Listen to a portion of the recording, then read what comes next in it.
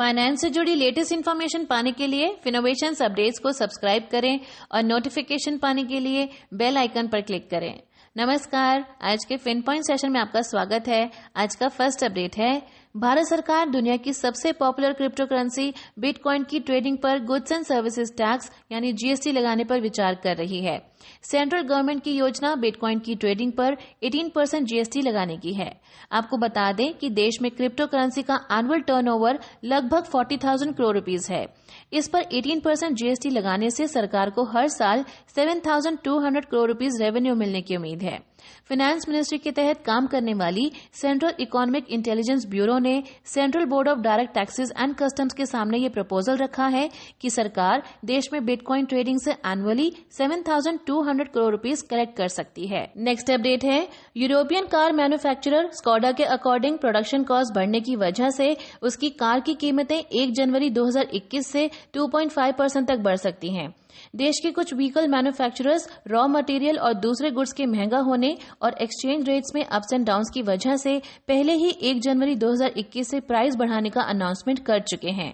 Skoda के according company इस बढ़ी हुई कॉस्ट को एडजस्ट कर रही थी, लेकिन अब वो 1 जनवरी से कुछ मॉडल्स के प्राइस 2.5% तक बढ़ाने पर विचार कर रही है। नेक्स्ट अपडेट है, इनकम टैक्स डिपार्टमेंट के अकॉर्डिंग फाइनेंशियल ईयर 2019-20 के लिए 28 दिसंबर तक 4.37 करोड़ आईटीआर्स फाइल किए गए हैं। आपको बता दें कि personal income tax return file करने की लास्ट डेट 31 दिसंबर 2020 है। हालांकि इनकम टैक्स डिपार्टमेंट ने ट्वीट किया है कि डेडलाइन का वेट किए बिना रिटर्न फाइल कर दें ताकि किसी भी परेशानी से बचा जा सके। नेक्स्ट अपडेट है, उत्तर प्रदेश गवर्नमेंट की हरी झंडी मिलने के बाद गाजियाबाद म्युनिसिपल कॉर्पोरेशन भी म्युनिसिपल बॉन्ड्स के जरिए फंड कलेक्ट करने की तैयारी में है। ये उत्तर प्रदेश की दूसरी ऐसी लोकल बॉडी है जो म्युनिसिपल बॉन्ड्स जारी करके फंड्स कलेक्ट करेगी। गाजियाबाद म्युनिसिपल कॉर्पोरेशन से पहले लखनऊ म्युनिसिपल कॉर्पोरेशन इस बॉन्ड के जरिए 200 करोड़ रुपीस कलेक्ट कर चुकी है। आपको बता दें कि municipal bonds urban local bodies द्वारा जारी किए जाते हैं। शहर में डेवलपमेंट वर्क को जारी रखने के लिए फंड्स की जरूरत इससे पूरी की जाती है। इस तरह से बॉन्ड्स जारी कर म्युनिसिपल कॉर्पोरेशन पैसा कलेक्ट करते हैं और उसे शहर के इंफ्रास्ट्रक्चर से जुड़े कामों पर खर्च करते हैं। सेबी के अकॉर्डिंग सिर्फ वही म्युनिसिपल कॉर्पोरेशन ऐसे बॉन्ड्स जारी कर सकते हैं जिनका नेट वर्थ लगातार 3 फाइनेंशियल ईयर्स तक नेगेटिव न रहा हो, साथ ही पिछले 1 साल में उन्होंने कोई लोन डिफॉल्ट न किया हो। इस प्रोसेस में फंड कलेक्ट करने वाली संस्था एक फिक्स टाइम के लिए पैसे उधार लेती है और फिक्स रिटर्न्स यानी इंटरेस्ट देने के साथ प्रिंसिपल अमाउंट वापस करने की गारंटी देती है। ये इन्वेस्टर्स की फिक्स्ड इनकम के लिए इन्वेस्टमेंट का एक सेफ मेथड है। नेक्स्ट अपडेट है, लोन में डूबी रिलायंस कैपिटल ने प्राइम फोकस लिमिटेड में क्रेडिट स्विस द्वारा 33.12% हिस्सेदारी पीएफएल के प्रोमोटर ग्रुप को 44.15 रुपीस पर शेयर के प्राइस पर बेचे जाने की प्रपोजल का ऑब्जेक्शन किया है। अनिल अंबानी के रिलायंस ग्रुप की कंपनी रिलायंस कैपिटल ने आर कैप ग्रुप के साथ कुछ लोन एग्रीमेंट्स के तहत प्रपोज डील को क्रेडिट स्विस द्वारा राइट्स का क्लियरली वायलेशन बताया है। हालांकि रिलायंस कैपिटल ने इस बारे में डिटेल से नहीं बताया कि राइट्स का मिसयूज किस तरह से है। आपको बता दें कि आर कैप ग्रुप की company Reliance media works financial services private limited PFL के इन्वेस्टर्स में से एक है। नेक्स्ट अपडेट है, leading e commerce company Amazon और देश की सबसे वैल्यूएबल कंपनी रिलायंस इंडस्ट्रीज के बीच चल रही राइवलरी के बीच फंसे फ्यूचर ग्रुप को अब अपने फ्यूचर की चिंता सताने लगी है। उसने मार्केट रेगुलेटर सेबी को लेटर लिखकर रिलायंस रिटेल वेंचर्स लिमिटेड के साथ उसकी डील को जल्द से जल्द अप्रूवल देने की रिक्वेस्ट की है।